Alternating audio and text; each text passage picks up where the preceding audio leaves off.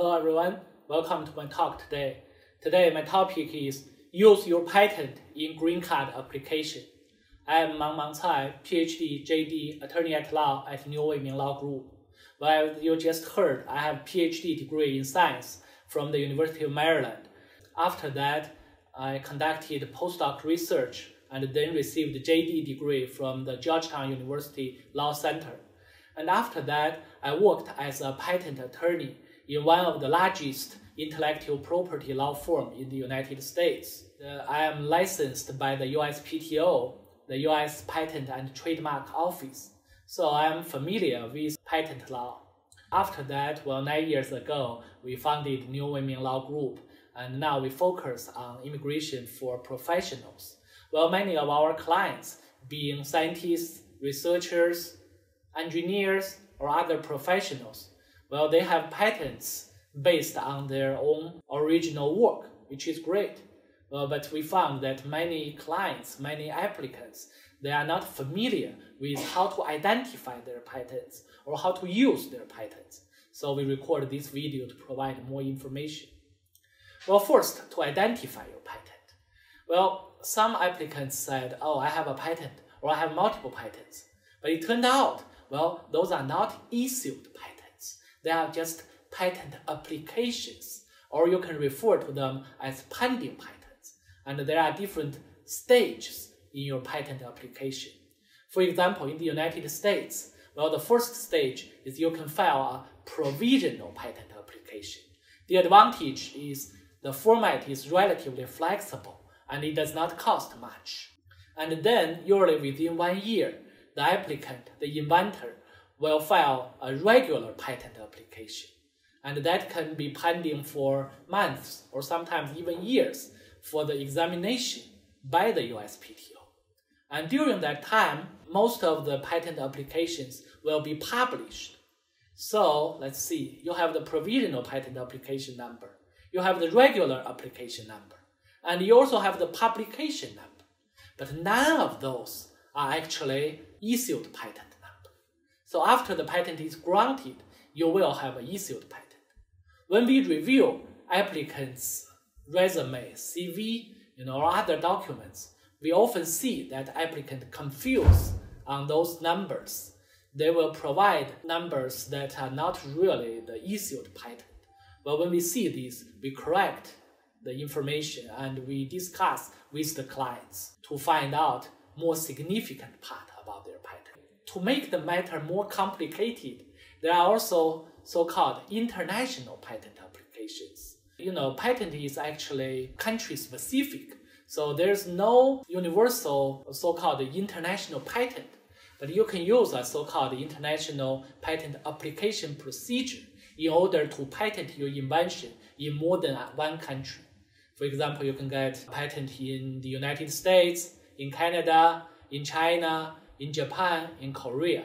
Specifically in European Union, it's formed by multiple countries, the EU, they issue a single European patent. So these are, how do you identify? So as we just mentioned, there are international patent applications, and sometimes the applicant provide those application numbers to us.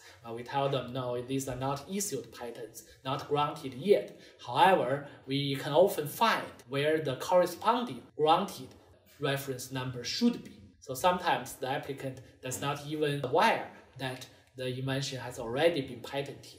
They provided the pending number. We can find out the current status. So these are how do you identify. And then what are the practical benefits of the patent to your green card application? There can be multiple fronts. First, for example, other researchers, they may have referenced, cited your patent. So in addition to counting the total citations to your journal papers, conference papers, book chapters, etc., you can also add the citations to your patents. And other than that, the patent shows your contribution that you have developed some useful technology, method, or instrument, or product. The scope of the patent itself is relatively broad. So the saying is, under the sun, made by men, anything virtually can be patented. Well, but in reality, the patent, in order to be granted, at least in the US, you need to meet certain standards. It needs to have novelty, non-obvious, and also, finally, it needs to have some usefulness. So today, in EB1, Alien with Extraordinary Ability, or NIW, National Interest Waiver type applications, the USCIS wants to make sure this applicant does have extraordinary ability, or maybe is an outstanding researcher, or maybe have exceptional ability. And one way to prove that, well, besides journal publications, is that you are inventor of issued patent. And besides that, if your patent has already been licensed or assigned or even used in practical industrial production, that will be more convincing. That will show you have made useful contribution and your work has already been implemented commercially. Well, how to prove that? Well, if your patent has been licensed or assigned, well, you can show the agreement, maybe companies or universities, institutes that are interested in your invention, in the technology you developed. Also, if your patent has already been used in products, even if it's still pending, the patent number may be printed on some products. Well, on your computer or sometimes even on your pencil, you may find such kind of patent and pending patent numbers. And what else? Well, the internet. On the website of some companies, if they list their products and along with the product, they reference your patent, well, by listing their number, that will be very useful in showing that your product, your invention, the technology has already been used commercially. And other than that, some companies, they have news release for product information, or they publish pamphlets, brochures, and all these can help to show that your work has already been implemented. Well, of course, recommendation letters from relevant parties who are aware of the implementation of your patented technology, that will also help. All these can help show, well, your work, it's not simply like a so-called dragon hunting, right? Your work has some practical usefulness and value. And in these days, this can be especially helpful in getting your application approved.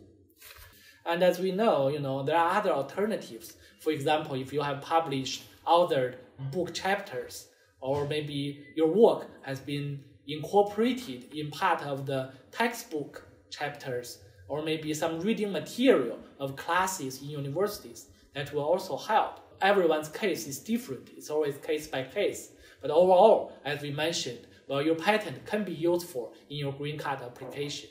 And if you have more questions, please contact us. Thank you.